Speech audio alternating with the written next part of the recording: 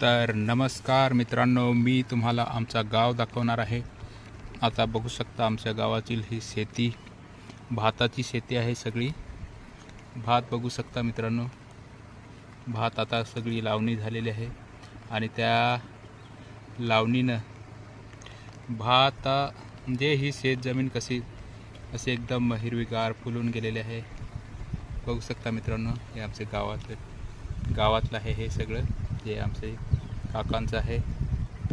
या साईडला हे पण आहे, हे बघा मित्रांनो, बघा शकता ही संपूर्णपणे शेती आमच्याकडची भाताची शेती पूर्णपणे आपल्या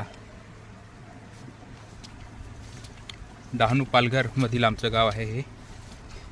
तर बघू शकता आमचं निंबापूर गाव मित्रांनो किती सुंदर असं आहे।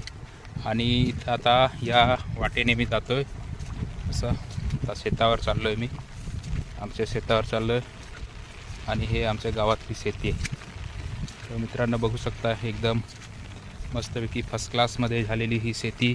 हे बघू शकता एकदम भात किती सुंदर असं झालेलं आहे।